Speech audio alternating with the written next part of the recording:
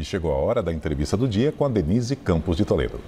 E vamos falar agora de Mercosul, da tensão entre Venezuela e Guiana. Eu converso com o Rubem Barbosa, ex-embaixador, presidente do Instituto de Relações Internacionais e Comércio Exterior, o IRICE. Embaixador, boa noite. Boa noite. Bom, embaixador, vamos falar do Mercosul. A reunião acabou hoje, foi o último dia do Brasil presidindo o Mercosul, agora passa para o Paraguai.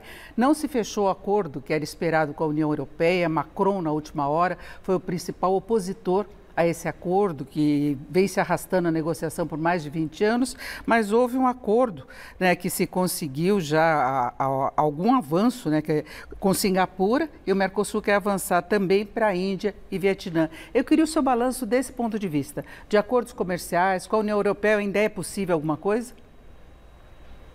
Olha, eu acho que sim. Eu acho que o acordo com a União Europeia foi suspenso, né, a finalização do acordo, na minha opinião, não por causa do presidente Macron. Né? O Macron, a posição dele é conhecida. Foi suspenso a aprovação final porque a Argentina mudou de posição. Estava tudo correndo muito bem. Nessas últimas semanas, as negociações se intensificaram e o meu entendimento é que haviam chegado muito próximo, né, que seria encerrado agora nessas reuniões desses dias, mas o governo da Argentina resolveu deixar a responsabilidade de terminar o acordo para o novo governo, para o Milei.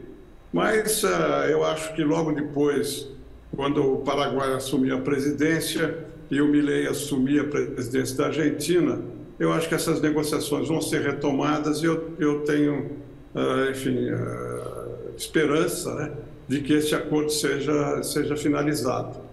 Agora, o senhor vê uma mudança muito grande em relação ao Mercosul com a posse de Milei, que será agora no próximo dia 10, pela postura que ele vem tendo. Ele, durante a campanha, chegou a falar que não queria a Argentina no Mercosul, não quer que entre nos BRICS. Ele foi muito ofensivo com relação ao Brasil, depois voltou um pouco atrás, convidou o presidente Lula, mas na verdade a posse dele deve ser uma posse com forte participação do presidente Bolsonaro e apoiadores. E aí como é que ficam as relações políticas do bloco?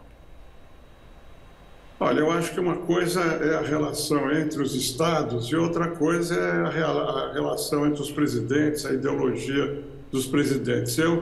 Pelo que a gente tem acompanhado, eu acho que o Milei vai surpreender, porque ele tinha uma retórica muito radical durante a campanha, mas agora, depois que ele sentar lá na cadeira, ele vai ver que não é possível fazer aquelas coisas que ele disse durante a campanha. Por exemplo, na questão externa, que nós estamos discutindo aqui, não vou falar da economia, mas na questão externa, tudo que ele falou, ele não vai cumprir.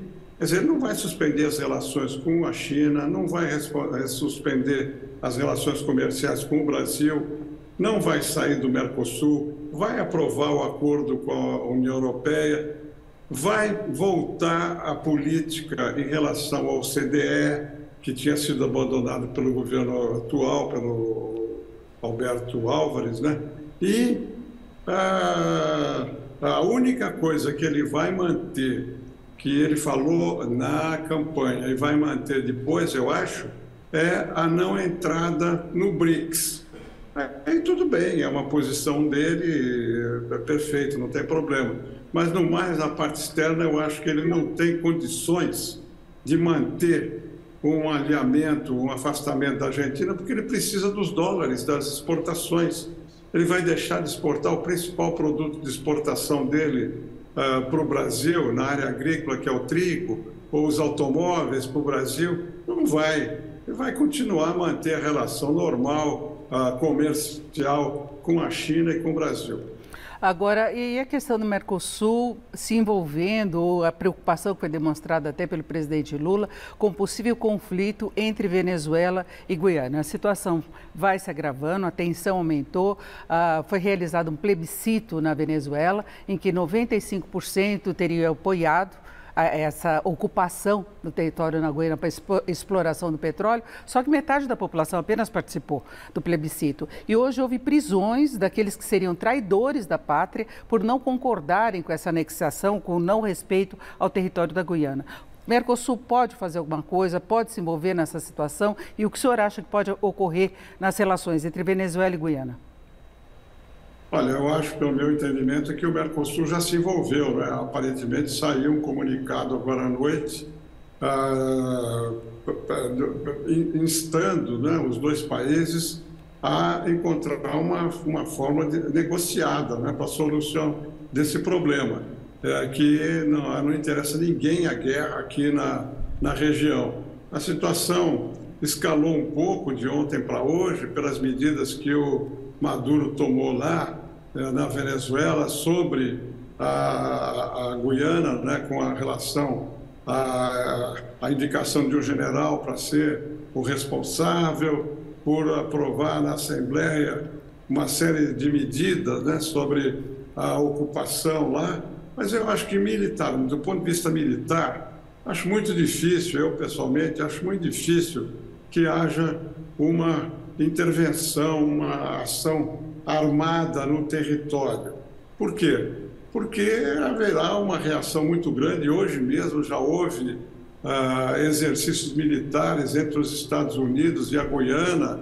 Mas os Estados Unidos iriam intervir imediatamente, não é? E não interessa isso a ninguém aqui na região, que os Estados Unidos finquem o pé lá, criem uma base militar na Amazônia.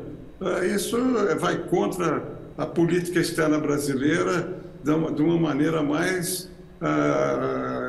grave, né? Eu acho que o presidente Lula tem um grande desafio e a imagem dele vai ficar, do ponto de vista externo, bastante arranhada se ele não conseguir fazer com que a tensão diminua e fique afastada essa ameaça de uma intervenção militar da Venezuela na Guiana. Se espera uma reação mais forte do presidente Lula, inclusive pela proximidade que ele tem com Maduro, pela amizade dos dois e pela questão territorial brasileira também, no caso de um ataque da Venezuela à Guiana por terra, não é? Então o Brasil teria que ter. O Brasil já colocou, inclusive, o exército mais na fronteira, considerando a possibilidade de alguma invasão, de alguma ação mais firme, mas o Brasil vai ser muito cobrado, como o senhor disse, não é? Já vai estar sendo, né? Eu imagino que os países europeus, o próprio Estados Unidos, devem ter conversado com o governo brasileiro, né? Hoje foi feito um contato com o presidente da Guiana, foi mandada uma missão lá para Caracas. Enfim, o governo brasileiro é o maior interessado nisso. E o presidente Lula, que tem pretensão de influir, né? Quis influir na guerra da Ucrânia, na guerra de Gaza, né? Ele já hoje ofereceu os préstimos do Brasil para sediar qualquer reunião aqui. Eu acho que o Brasil não vai mediar, né? Não foi convidado, não vai mediar nada. Mas tem que ter uma posição muito firme, porque essa situação agrava muito a relação nossa com a Venezuela, agrava a situação militar, a situação de defesa naquela região. Por isso que eu digo, eu acho muito difícil que a Venezuela escale militarmente. Eu acho que o Maduro vai aproveitar esse ato nacionalista, né, para capitalizar internamente na eleição lá do ano que vem. Mas do ponto de vista militar, se acontecer, eu acho que o maior prejudicado do ponto de vista político, né, vai ser o Brasil e o Lula, que tem pretensão de ter uma ação global. O Brasil deveria ser um líder aqui na região com influência sobre os acontecimentos. Então, o desgaste do Brasil e do presidente seria muito grande. Eu acho que eles vão segurar isso, não vão permitir, não é, nas conversas com Maduro, que haja nenhum ato militar contra a Guiana. E só para fechar, mas a Venezuela volta a ficar mais isolada internacionalmente, ela que negociava com os Estados Unidos, que permitiria, inclusive, as exportações de petróleo da Venezuela. Isso ajudaria a economia, né? Só para fecharmos, né? Claro, esse acordo que foi assinado lá em Barbados, né, de suspensão das sanções contra a Venezuela, seria imediatamente revogado pelos Estados Unidos, né? Claro. E a Venezuela, que estava começando a exportar mais e tal, ia sofrer imediatamente. Eu agradeço muito a participação do embaixador Rubens Barbosa, que é presidente do IRIS, o Instituto de Relações Internacionais e Comércio Exterior. Obrigada, embaixador. Uma boa noite. Boa noite, muito obrigado. Boa noite a todos. Com vocês.